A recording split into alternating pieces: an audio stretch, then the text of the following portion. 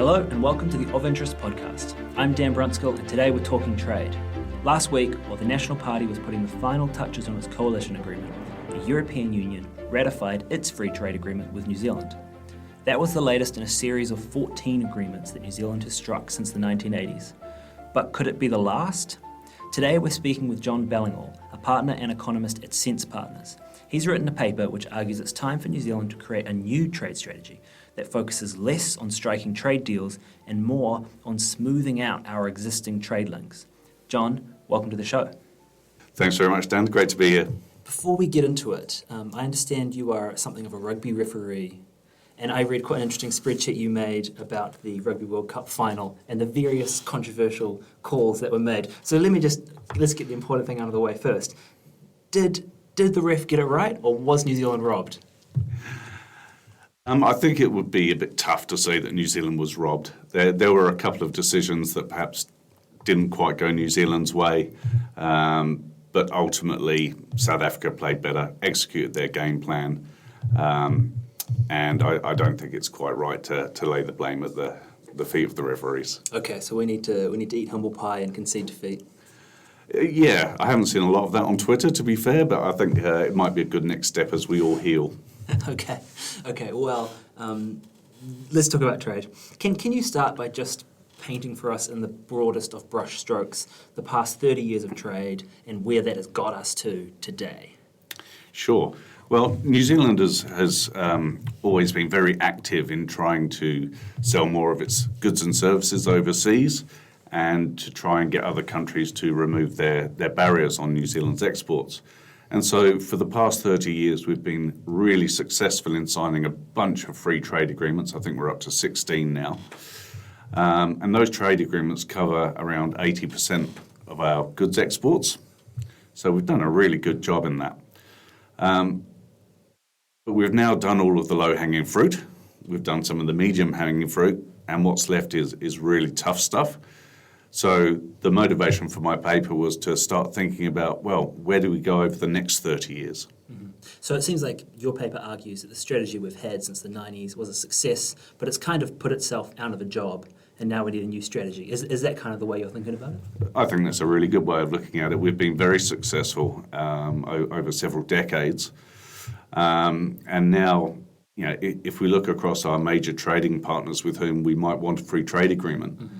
the only ones really standing out are the US, mm-hmm. India, and perhaps some of the Gulf countries as well. And none of those are easy to sign a free trade agreement with. Mm. So both National and Labour heading into the election campaign put India top of the agenda. They said they'd go there in the first 100 days and try to get the ball rolling. You think it's hard. What makes a deal with India and other countries for that matter? What makes it so hard? There's two main reasons why signing a free trade agreement with the US and India in particular is going to be very, very difficult.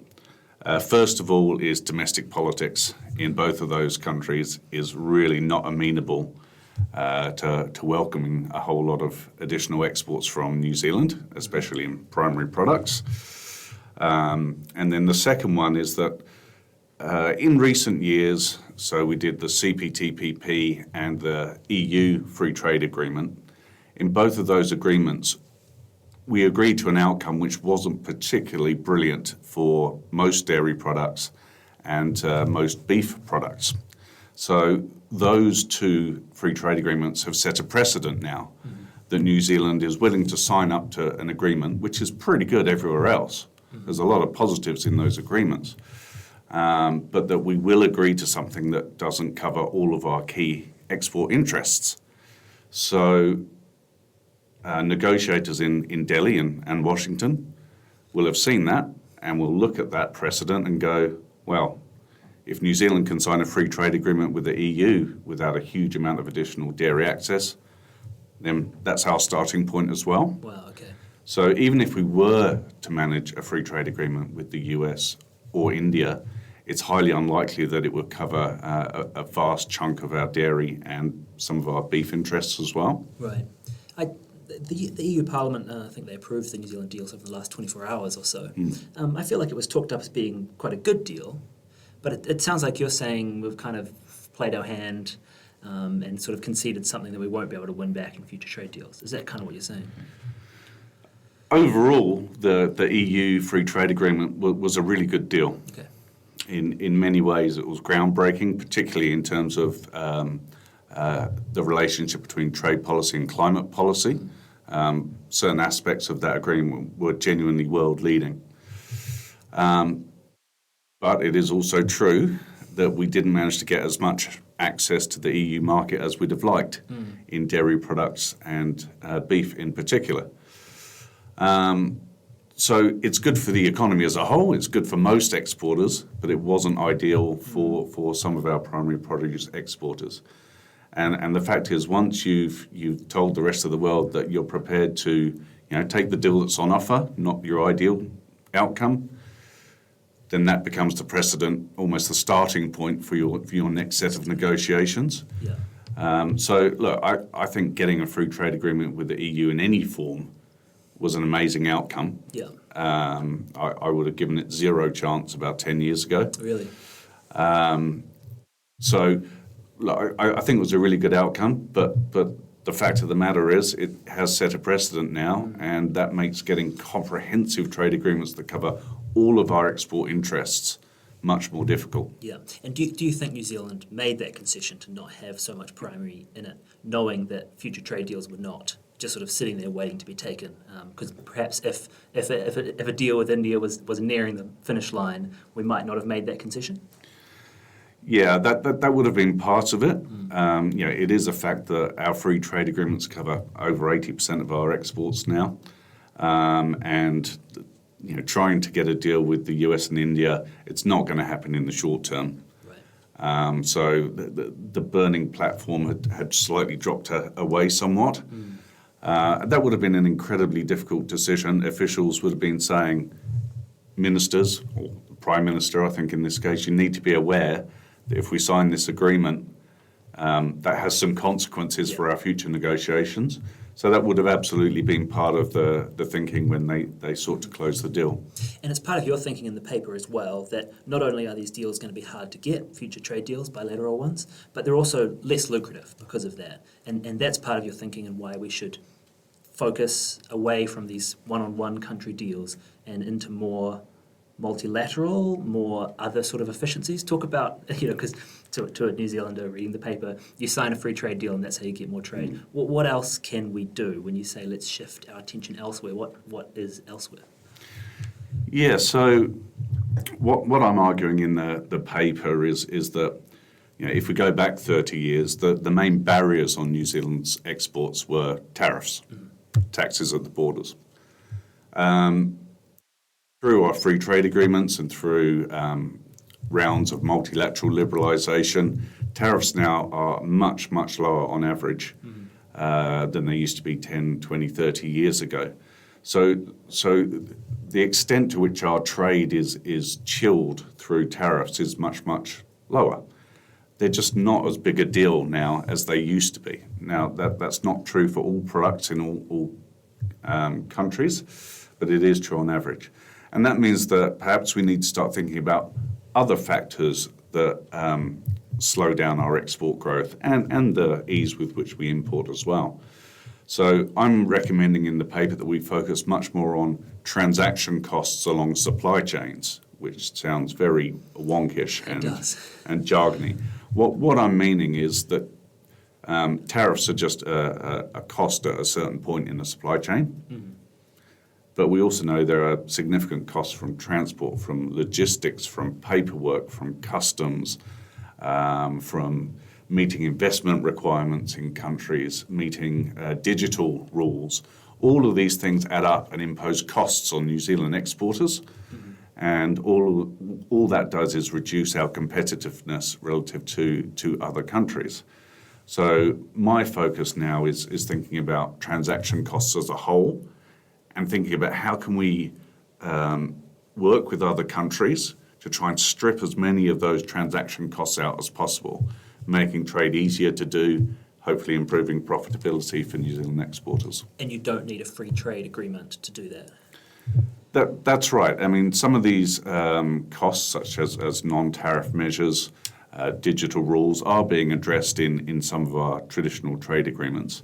But what I'm saying now is partly because of the difficulties involved in signing up new bilateral trade agreements, is perhaps we start thinking in a different way.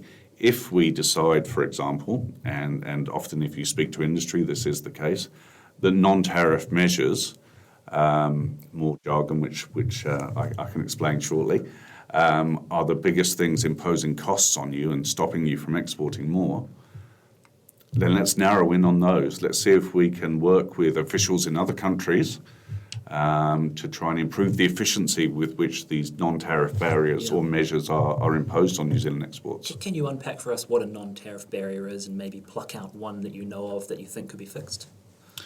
Yeah, so non-tariff measures cover a whole range of regulatory and policy measures that are imposed by other countries, often to ensure the safety of their products, so things like food safety or product safety in terms of electronics, making sure they don't explode when you plug them in. They can also be around animal health, plant health, certification. There's a whole range of, they're basically administrative barriers or measures that are put in place that they all are supposed to have valid policy objectives. You can't argue with trying to encourage food safety, but the reality is they all impose costs. So what I'm suggesting is that we don't have to try and get rid of all of these non-tariff measures because they are in place often for legitimate reasons. And you can't ask another country to remove their safety standards. But what I'm saying is, can we do those tests more efficiently? Can we do more using e-commerce and digital trade to try and reduce those costs? So one estimate that we came up with was that non-tariff measures impose costs of around 12 billion on New Zealand's export sector. That's about 10 times as high as the costs imposed by tariffs. Wow. So that gives you a sense of perhaps where our thinking might be directed in the next 20 years if we're to try and reduce costs for our exporters. Wow, so non-tariffs, non-taxes, non-levies, those are imposing 10 times more costs on exporters than tariffs are, which was kind of the original evil.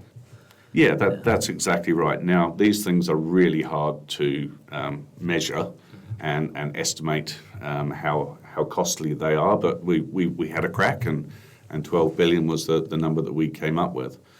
And the difficult thing is that these costs are not easy to see. They don't appear on your invoice or your balance sheet as a cost item. They're almost just the costs of doing business, what you have to do to get your products into another market. Yeah. But they are costs nonetheless.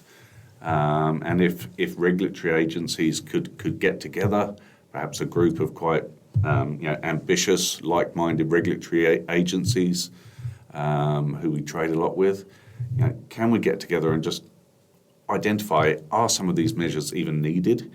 Are they just legacy measures that have been there for 30 years and no one knows why? Can we get rid of them? Can we use them more effectively or efficiently? And all of these things just at the margin, just make it slightly easier to trade. And really, I think that's where we're headed in terms of our trade policy now. It's not the big chunky tariffs. It's all these little niggly costs that all add up along a supply chain. And if we can take 1%, 2%, 3% off those costs, that should result in New Zealand getting better margins for its exports. Right. And if your estimate is correct and it is roughly 10 times bigger than tariffs, then that's obviously where the focus should be. And I guess that's why you're arguing the focus needs to shift. Yeah, that's exactly it. Now, that number could be out by quite a lot. Yeah. But the point is, it's a big number. So, we are starting to see a shift in the way that, officials and businesses are thinking about their priorities now. And my advice to officials since we released this paper, and to be fair, I've been banging on about this for ages, is that there does need to be a real shift in emphasis. But that's not easy. We've been doing trade policy through free trade agreements and regional trade agreements. in more or less the same way for 30 odd years. Getting agencies to shift their thinking and move away from what's familiar and comfortable to something which is a bit looser and harder to define, but I would argue much more important for our export interests, it is a real challenge. And I don't suggest it's an easy thing to do at all, but I don't think there are any easy wins out there anymore. It's all stuff at the margin. It's all stuff that's really hard. But I think we need to see it in the long term, and we need to try a few things. Not all these things might work, but let's give it a go and focus on what really matters to businesses. And when you've had those talks with officials, regardless of how hard it is to turn a big ship, do they seem open to it and keen on the idea, or how have they received it? I've been really, really pleased with how it's been received. So I've spoken to the MFAT Trade and Economic Group. I've spoken to MPI negotiators who do a lot of work around non-tariff measures in agriculture in particular. I've spoken to people at MB who do a lot of work around the tariff schedule and rules of origin and standards.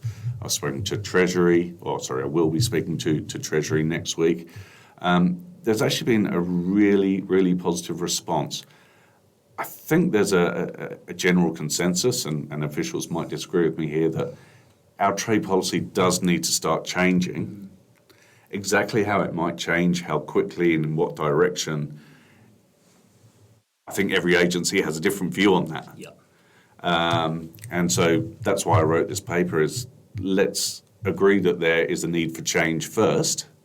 And if we can get broad agreement across that from officials, businesses, and ministers, then perhaps we start putting in some processes to start reshaping our trade policy for the next 20 years.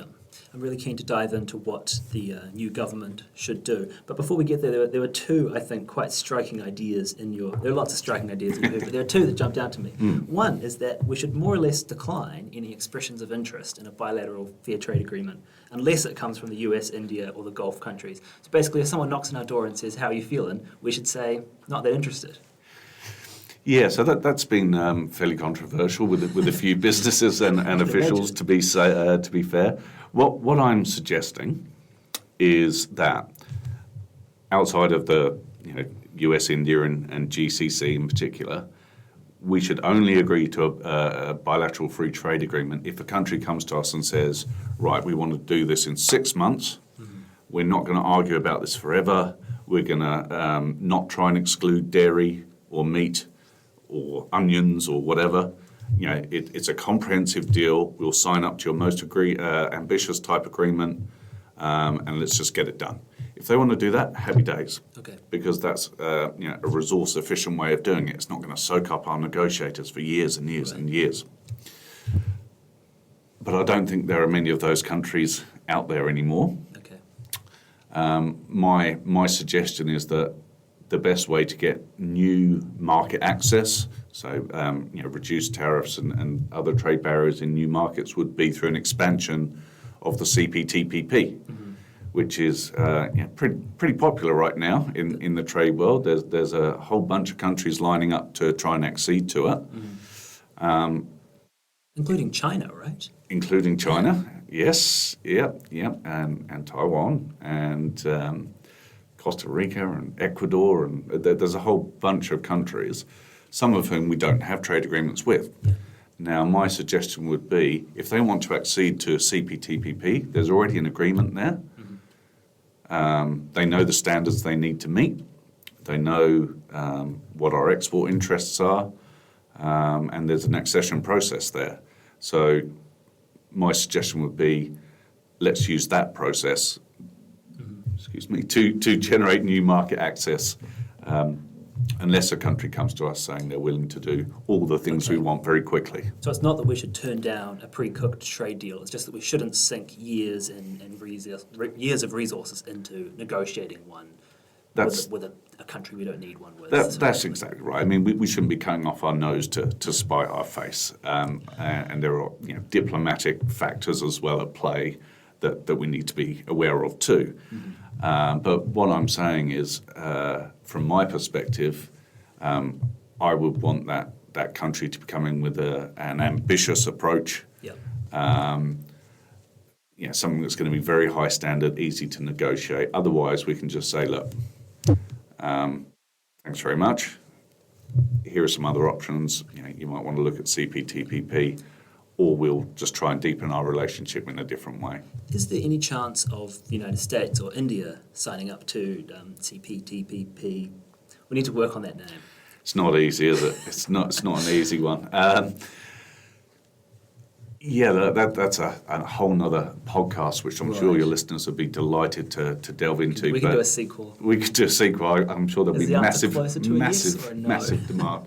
Yeah, we'll keep it very short. The answer is no, in the short term, at least. The US political environment around trade at the moment is so toxic. And that was shown last week when the Indo-Pacific Economic Framework for Prosperity agreement that touched on trade issues, nothing to do with tariffs, no new market access. That was pulled by the US because they got spooked. Certain Democrats wanting to get re-elected got spooked. So the domestic political environment around trade is just horrible in the US. So it's not going to happen in the short term at all. India, we nearly had India in the Regional Comprehensive Economic Partnership, or RCEP. It was there for 15 rounds, I think, negotiating rounds, and then it got spooked as well. Its domestic constituencies got very concerned about signing a trade agreement with China, and it pulled out there. The chances of India joining CPTPP for me is next to zero. It's just not a country that is at the moment very keen on trade liberalisation. The other idea that jumped out at me in your paper was that New Zealand should unilaterally ditch its remaining inward tariffs. Just whatever we've got, they're not really a good negotiating tool anymore. We should just ditch them all. Talk more about that. Yeah, so a lot of people don't even know we have tariffs on imports. We do. They've been decreasing through our free trade agreements. So we still have tariffs on things like whiteware, car parts, furniture, clothing, things like that. So this is only imposed on imports from countries with whom we don't have a trade agreement. So the US, India, those sort of countries. My argument would be we don't need those tariffs now for further trade negotiations, in my view. They're so low that they're almost meaningless. They don't really protect New Zealand businesses. They generate only 175 million of revenue. They impose a whole lot of costs on businesses and consumers who are importing. And my view would be, look, if we're not going to be signing more bilateral trade agreements, for which having those tariffs is quite useful as cards to negotiate with, then why are we imposing this additional cost on ourselves? So my view would be it's certainly time to do a proper study into the costs and benefits of retaining those tariffs, and that hasn't really been done for 15 years. Right. So that's just an opportunity, since they're not offering us that much negotiating leverage, to just lower costs a little bit for consumers in New Zealand buying imported goods. Yeah, absolutely. Look, it's not going to drastically reduce the cost of living, let's be honest, but at the same time, just because the costs they impose are not that high is not really a very good reason to keep them. If they're just sitting there and they're never really going to be used as negotiating coin, my view would be let's get rid of them. And again, let's be honest, if the US wants to sign a free trade agreement with New Zealand, it's not because they want to get very slightly improved access to a market of 5 million people at the arse end of the world. Right. Yeah. They want other things. They want better access to our investment environment. They're going to want services. They're going to want rules around intellectual property and all these sort of things. Nothing to do with tariffs. Yeah. So I think any country wanting to sign a trade agreement with New Zealand now is not doing it to get their products into New Zealand at lower cost. Okay. not the commercial driver. We're not big enough for things to matter anymore. So my view would be, let's have a really close look at it. Do the economic modelling, make the arguments, and see where we get to. Yeah. Okay. As we speak, the final I's and T's are being dotted in the coalition agreement, or so I understand it, but it hasn't been signed. Probably by the time listeners listen to this, it will have been. The incoming national government with its coalition partners, how do you think they are looking at trade, and how does it compare, I guess, to your paper? Well, if you look at the national party's trade document, it's very traditional. It talks about free trade agreements, and obviously India's been the one that's talked about the most. It does also talk about non-tariff measures and the importance of those. So I think there will be a willingness to explore doing things in a slightly different way. That said, all trade ministers love the opportunity to close a free trade agreement because it leads to a nice photo and a shaky hands thing and press releases, and it looks really, really great politically. And I'm suggesting that those opportunities probably aren't going to come around very often anymore. So, it will require a different approach from our trade minister, whoever that might be, to take a slightly longer term perspective. And I recognise that politically that's a harder thing to do. But I think that's where the biggest bang for our trade policy buck is going to come. I was thinking that just because they haven't been out on the campaign trail talking about reducing non-tariff barriers doesn't necessarily mean they're not thinking about it in the back of their heads. I'm not sure how it goes down at a community meeting if you say there are no more free trade deals to sign. We must get more into the detail. So I guess you might say one thing on the campaign trail while knowing there are other priorities as well. Yeah, no, absolutely right. No one ever got elected talking about sanitary and phytosanitary measures and reducing those very slightly. I mean, if it's Todd McClay, which is my current expectation, he's been there before. He knows the officials, he knows these issues pretty well. And I think officials and businesses and researchers should be able to have a really informed discussion with him about what these priorities might be. So I'm pretty confident he'd be open to that, and I'm sure that businesses will be raising some of these issues with him too as they start to engage with him as well. But is there a fear in the back of your head that they are going to be dead set on this India deal and they're going to take every resource they have, they're going to throw it at it for 3 years, 6 years, I don't know how long a trade deal takes, and then nothing will come of it? They have gone pretty hard on India. I think they know it's going to be incredibly difficult. But I am encouraged by discussions I've had with officials in recent weeks and months that that there are potentially creative solutions to India, but it does need to be a long-term play. We can't just go in there and expect a traditional comprehensive free trade agreement that includes all of our interests. I think we have to manage expectations back a little bit from that.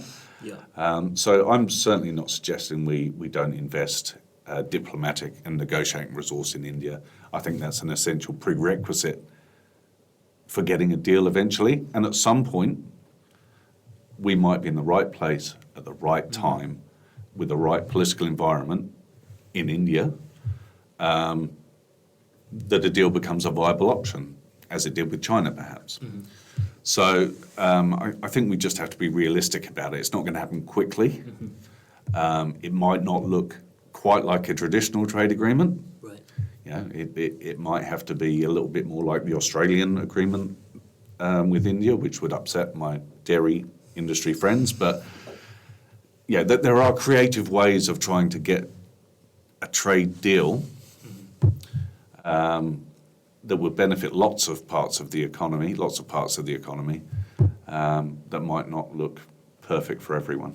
And I think we're going to have to be really creative and play all the cards we have in our hand, including on things like visas or I don't know, digital trade or whatever it might be. Yeah.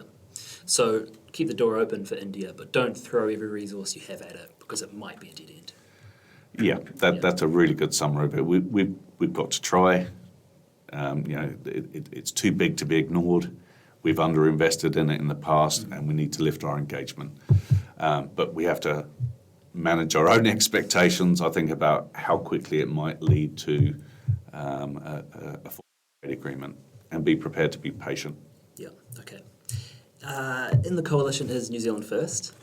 They have previously wanted a free trade deal with Russia. I'm guessing that's not on the table anymore.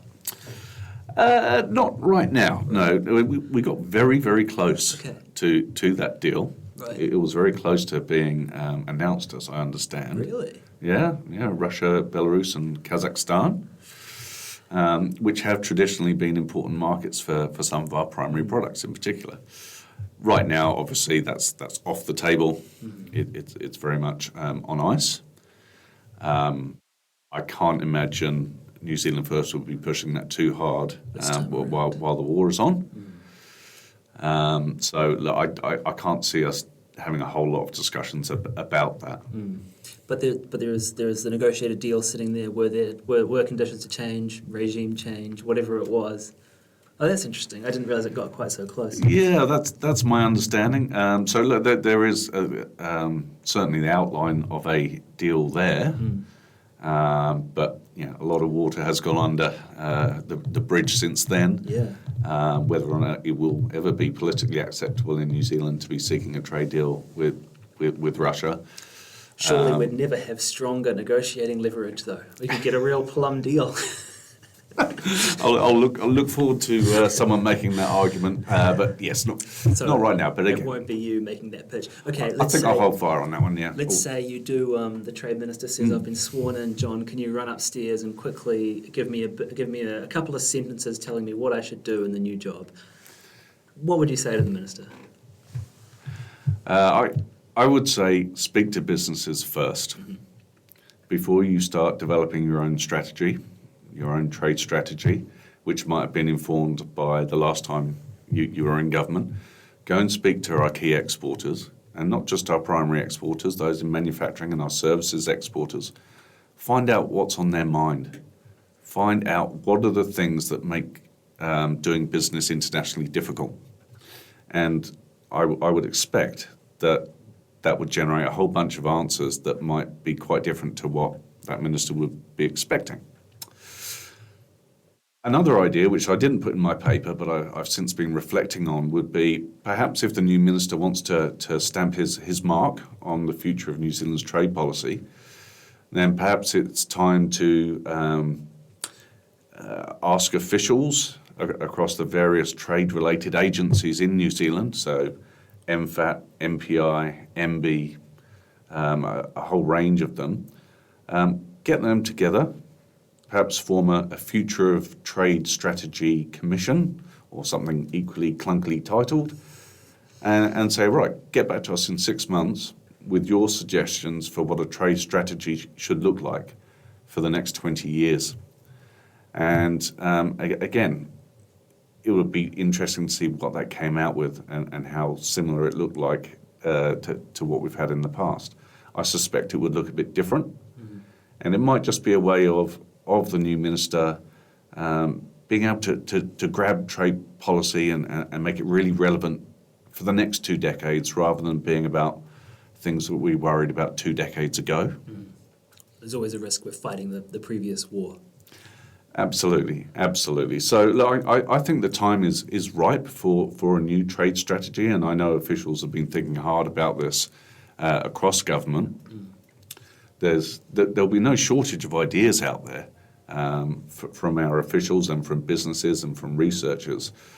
The challenge now is to harness them all and see if you can get a bit of consensus going. And perhaps if that can happen over the next year or two, then that'll situate New Zealand really well for what is a pretty challenging global trading environment right now. And try and future-proof our trade policy for the next 20 years. Okay. John, thank you for coming on and talking us through it. I really, really, really appreciate it. No worries. Absolutely my pleasure. Cool. Cool. Cut it there.